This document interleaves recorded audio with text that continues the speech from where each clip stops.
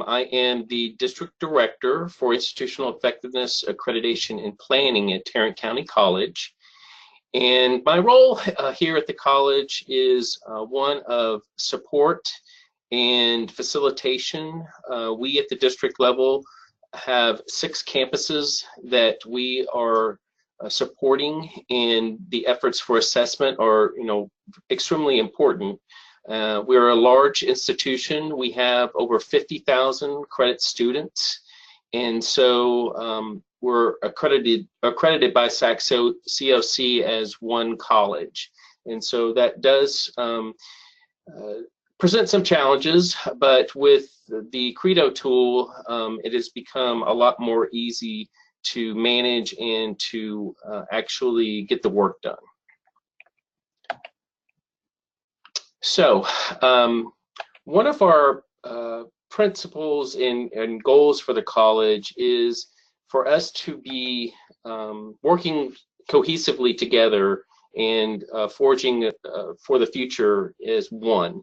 And so our new chancellor, who started I guess about 2 years ago, has been promoting 3 main goals. One of them is one college, being student ready, and then also serving the community.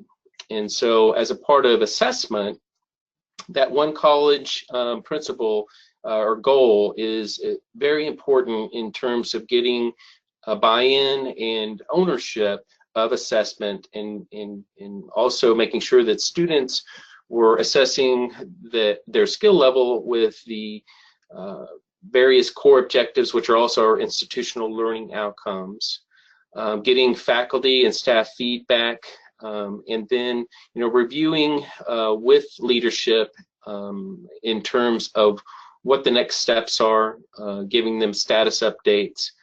I also had in 2017 started a Assessment Leadership Institute, which basically gives faculty a foundation for assessment.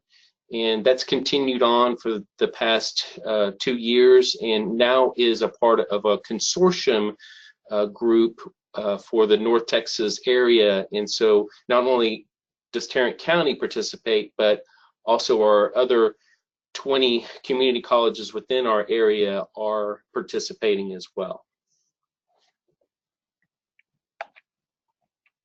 And of course, a commitment to continuous improvement. In terms of our accreditors, that's what they want to see, that's what they expect. So we have to show that we're not only doing assessment, but it leads to closing the loop and actual improvement, and we can document it.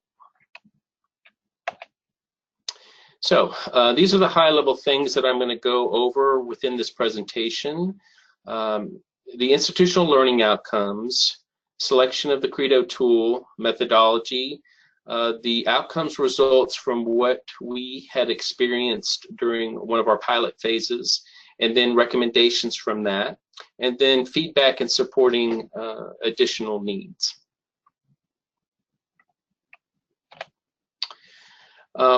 Also, I wanted to point out, this is a schematic for our Assessment Leadership Institute pilot, which was expanded to the North Texas Community College Consortium. The purpose of this was to bring the faculty together in terms of coordinating not only the program review process, but also the program level outcomes, curriculum mapping, and understanding the different pieces and components for improvement. We had some interesting observations through this process, and actually funneled this pilot through to the consortium, which now manages it, and then we participate as a part of it. But some of the key questions you can see on your screen. Did we turn words into understanding that students can demonstrate successfully? Can we take student outcomes from one course to align with multiple courses, a program or discipline? And then how do we improve student learning outcomes? I mean, that's the catch. That's the the gold standard in terms of making sure we close the loop. So for us, the institutional learning outcomes are the same expectations of the state of Texas, which is the core objectives. So we have communication, critical thinking, empirical quantitative reasoning, teamwork, social responsibility, and personal responsibility. And then we've added one additional institutional learning outcome for computer literacy. So in our pilot study, we took quantitative reasoning as the one thing that we wanted to pinpoint on. We had a institution within our region, Cedar Valley College, who had developed a quantitative reasoning tool, but it was in a paper form. And so since we had Credo as our provider for assessment and wanting to incorporate this into that tool, we designed it with the instructional designers, we in Credo, to create this assessment in an electronic delivery. So it basically showed us an increase in response rate from just dozens to hundreds. We had over 700 assessments within our pilot phase with faculty participating from across the district. We also were able to develop long-term measurement and making sure that we're completely covering all the institutional learning outcomes in a cycle so we can complete in time for our accreditation and for the state requirements. In terms of outcomes, we deployed this, it's called QUERIS, which is the Empirical Quantitative Reasoning Assessment for summer courses, and we tagged those mapped to the AAC&U Quantitative Reasoning rubric. We achieved, nearly 700 completions, and then gathered that data to support analysis for development strategies and adjust the approach for key skill areas. So our methodology and approach. So with QUERIS, the empirical and quantitative reasoning questions, we mapped those to the quantitative reasoning rubric. And some of the questions that we came to were aimed for a standard distribution. The basic levels were going from easy to medium to hard, which is with the open-ended questions are typically the ones that follow at the end, and those are the ones which faculty were able to evaluate as a part of this process, and I'll get into that in a little bit. We had even distribution of learning outcomes and also outcomes for application and analysis, calculation, and interpretation as well. 75% of the questions are multiple choice, with the other 25% being open response, which we had faculty evaluation for that. We reviewed the assessment instrument, and then from that, we were able to link the Credo tool with an LTI embedded inside of Blackboard, which is our LMS. And we did this for the groups of faculty that are in mathematics, life and physical sciences, social and behavioral sciences, and other disciplines. We also made this available for faculty to volunteer for participation. And then we did a training via what our tool is WebEx, but similar to GoToWebinar or what other Zoom or some of these others, in order to train and give them access and also record it and provide it later.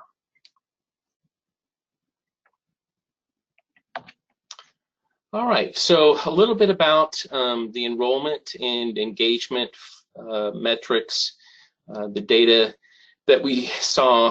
The total enrollment, student enrollment, was 621. We also broke down the attempted all questions and attempted at least one question, and then those that attempted no questions.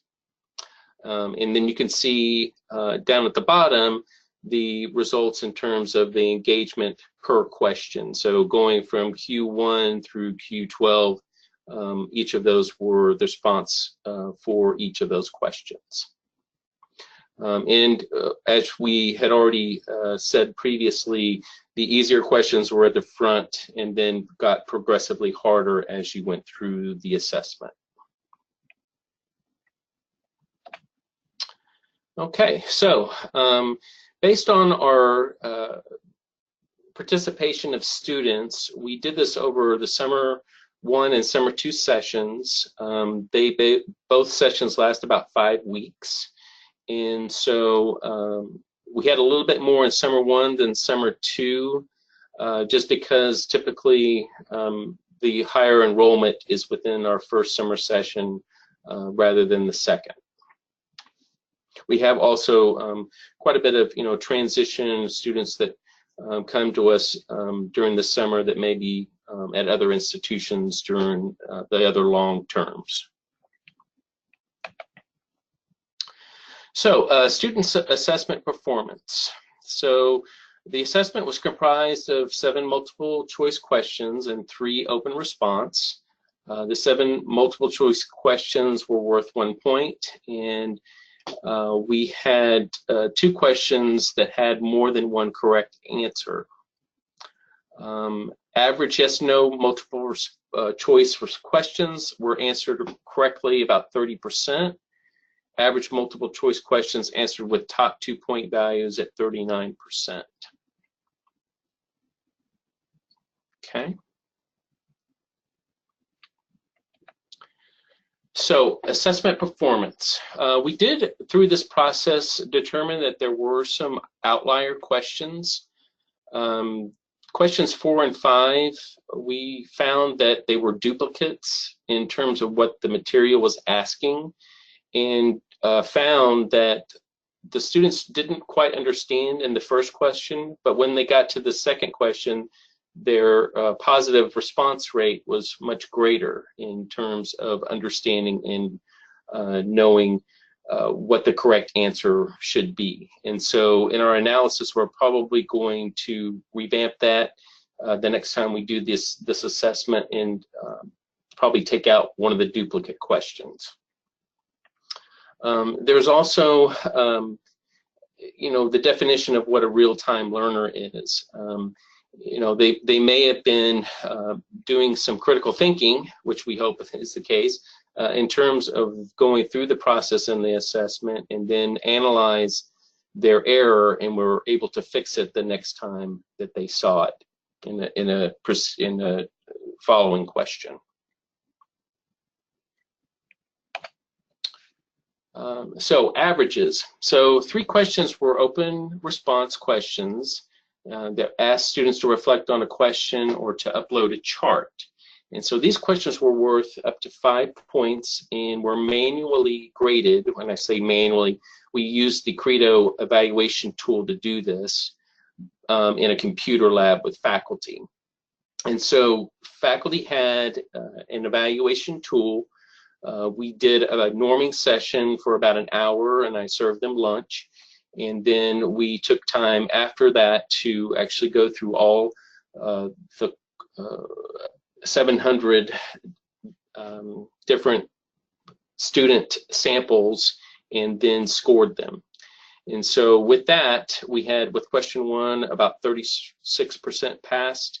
With question 6, about 44% passed, and question 7 was 65% passed.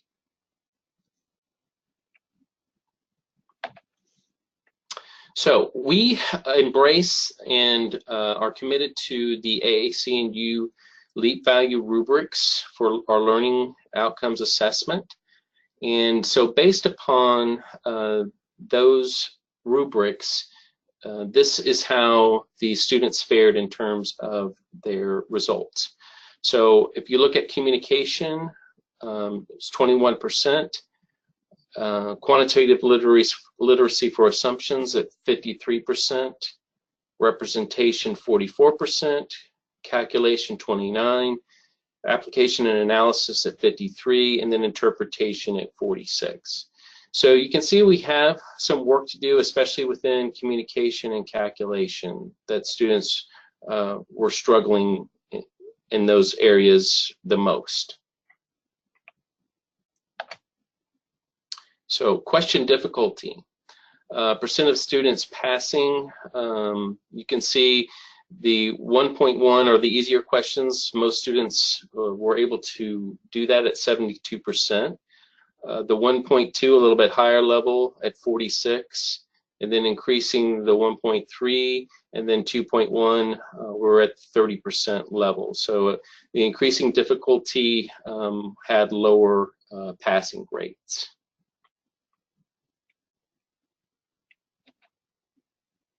So just a little bit about the demographics of the student participants. Most were female at 73%, with 29% being male. And then just a little bit about our statistical grouping as an institution. We serve around 53,000 students in the last fall semester. Our typical breakdown is 58% female, 42% male. Race and ethnicity, you can see the graphic there. And the age group, we tend to be somewhere between the under 21 to 25 is our majority. But we also have a significant population of older students, non-traditional students, of what you would expect. Also, in terms of headcount for each of our campuses, you can see the breakdown for each of the 6. Our largest is the Northeast campus at 13,000, and then the lowest is our Trinity River campus, which is at 7,700. So, but fairly large campuses, each of them. We have also a virtual college, which is the TCC Connect campus. We do have a weekend college that is primarily managed through them, which has a hybrid curriculum. About 54% of the fall sections were taught by full-time faculty. And then most of our students are part-time at 72%. So, early indicators from instructional focus. There were some sub-skills that were tagged to questions, and on average, less than 50% of students received passing scores. So, if you look at that communication, calculation in particular, but also representation and interpretation. So, what are our recommendations for improvement? So, focus the instruction on calculation and graphs and communication of results. So in terms of students looking at and understanding how to chart a graph, what are the points on an axis, and how they then communicate that in written form is, a place where we need to focus some attention. So make sure that students are really understanding what the graph is saying in terms of representation, and then how to communicate. Then also take out or remove the duplication of the 2 questions that are very similar, and then perhaps provide a rewritten question for clarity. And then in terms of scale and expansion of assessment, we're making assessment required instead of optional for full participation. So that is in the works. Gathering demographics from the connections that we have through Blackboard in order to remove some mistakes. And we've already made some improvement with that area from the last time we assessed with quantitative reasoning. And then have all courses use the same LTI link. That's also something that we have done work with to reduce the number of links that we use, and to make sure that it's covering the assessments that we need to do. And then consider using more machine-graded questions instead of open response. So basically, I'm trying to eliminate the need for a manual, hand scanned document for assessment, and to drive them more towards the electronic tool, which is a much easier and efficient way to process. So where is TCC now? So at this time, we are or have engaged faculty with 3 additional assessment objectives or core requirements or institutional learning outcomes. They are teamwork, social, and personal responsibility. So Credo has helped and worked with us with their instructional designers to help us create these assessments. And we first implemented those in the summer, and then now are repeating them for the fall. Those results were very promising, and we've increased the number of faculty participation along the way. And so this is our largest group of faculty. We're close to almost 70 faculty for the fall participation, which is awesome.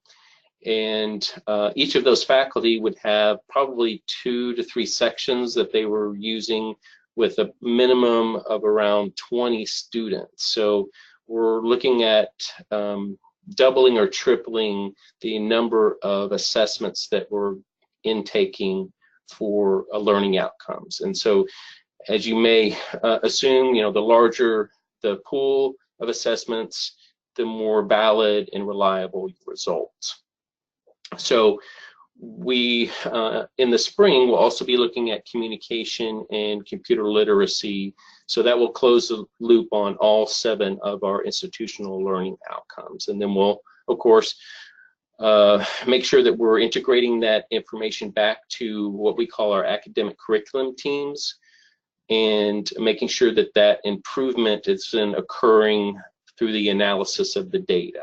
And so that is also being documented. And then starting over again to assess what those improvements have done in terms of improving the skill sets of the students.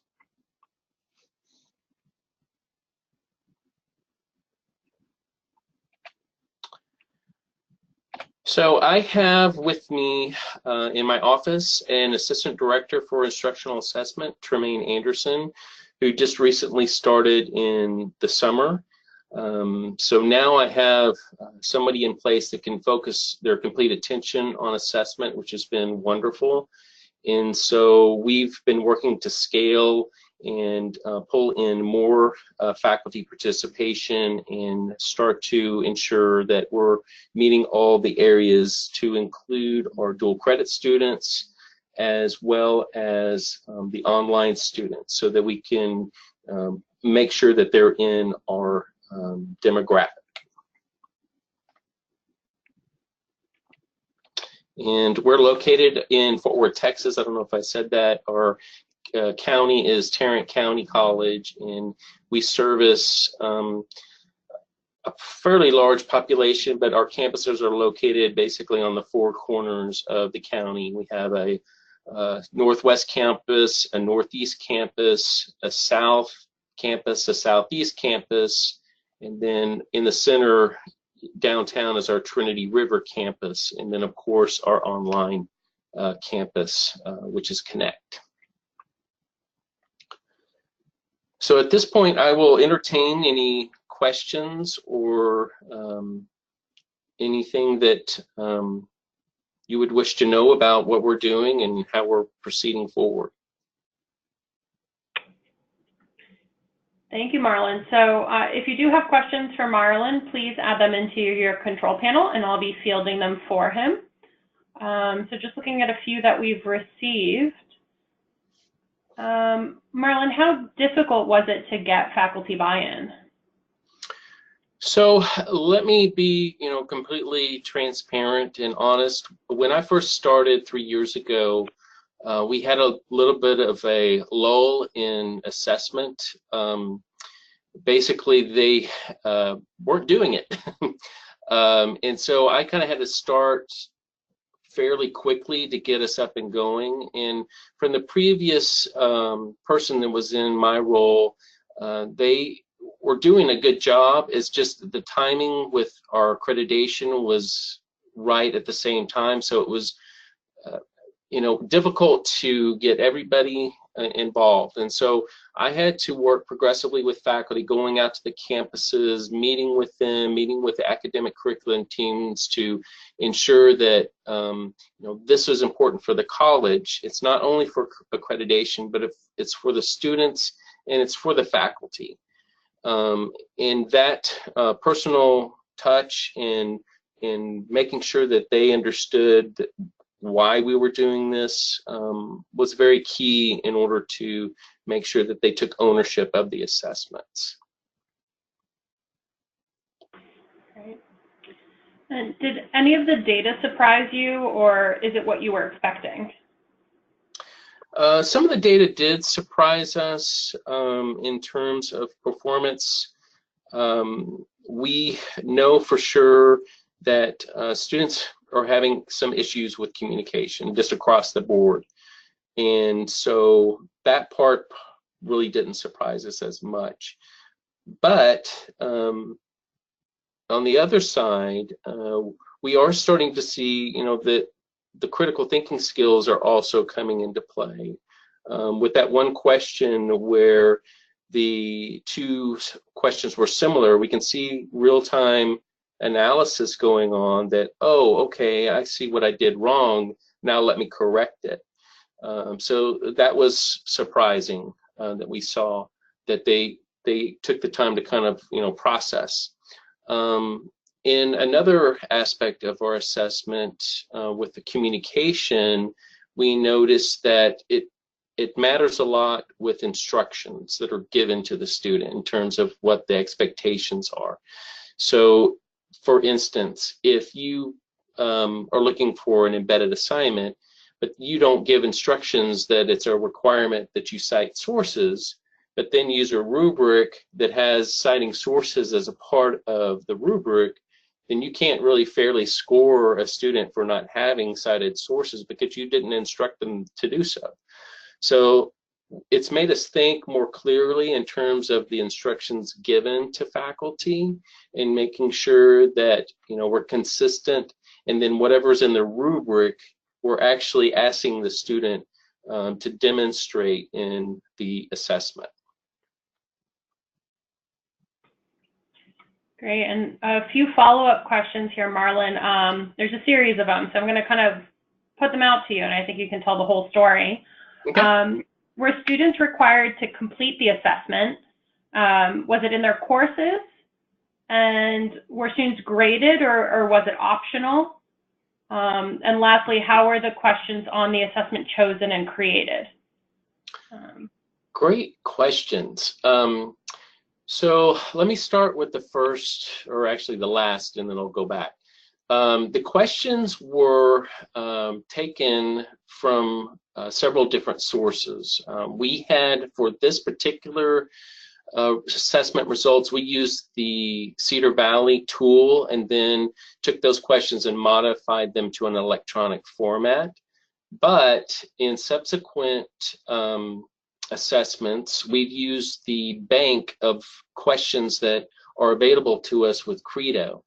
What's really nice is that these different questions have been validated and reviewed by faculty across the country, and we can pick and choose which of those questions fit the assessment for our institution.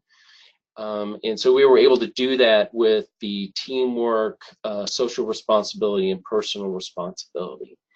And we can choose up to however many questions we want. We can determine how many we want to be multiple choice or open-ended.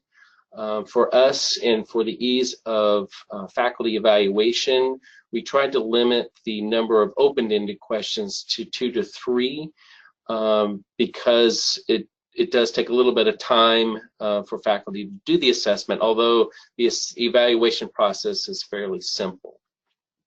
And then with the other questions, it wasn't required of the student. What we told the faculty is if you wanted to assign bonus points or extra points, you could, but it's not required in any way. I know some of our deans had a little bit of concern about offering bonus work or extra credit, and so we didn't want it to be, required in any way, but some used it, some didn't. Some used it as a homework assignment versus taking up class time. And then some just did it all in class together and just, took 30 minutes out of their instructional time for the students to complete it. And then they were not graded for this. So the students that participated, if they participated, then they were able to earn some bonus points if the faculty chose to give that.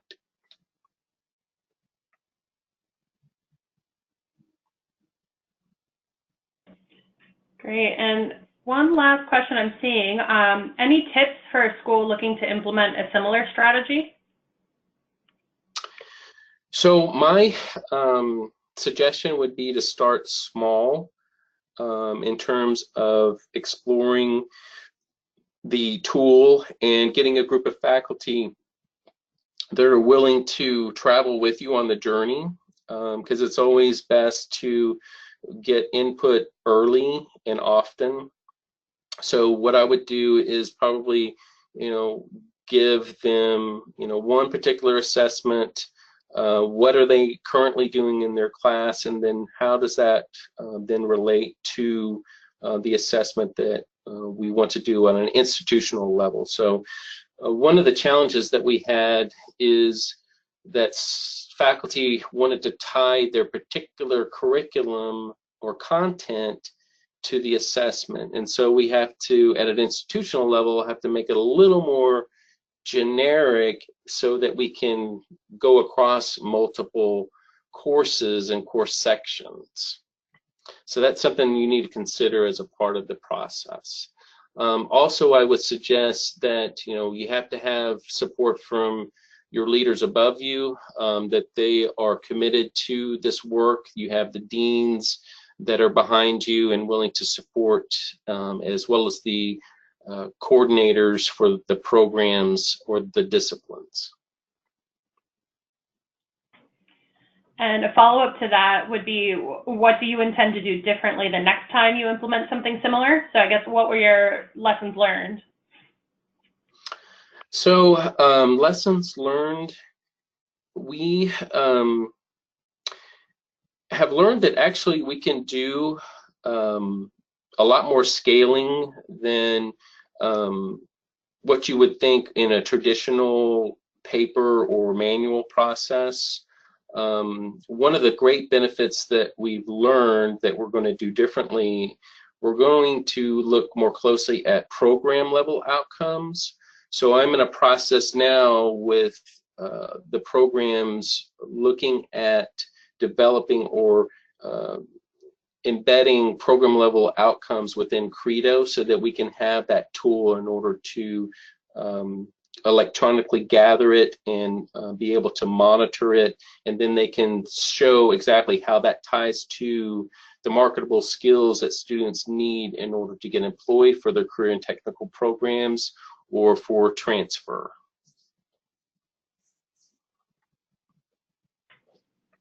Great, thank you, Marlon. Looks like those are the questions we have for today. So again, appreciate you speaking to our audience. It clearly got a lot of engagement, which is great. Absolutely, my pleasure. All right, and if you're interested in another great live session, we do have our next webinar coming up in this series on October 11th. So you see the information up there on the screen. Feel free to follow the link and register. We'll be speaking to Winston-Salem State University's Interim Associate Provost and Director for the Center, Director of the Center for Innovative and Transformative Instruction. So they'll be discussing how they revamped their institution's Gen Ed program in recent years, with an emphasis, of course, on foundational skills development, particularly using common rubrics, automated skills tagging, and a software workflow.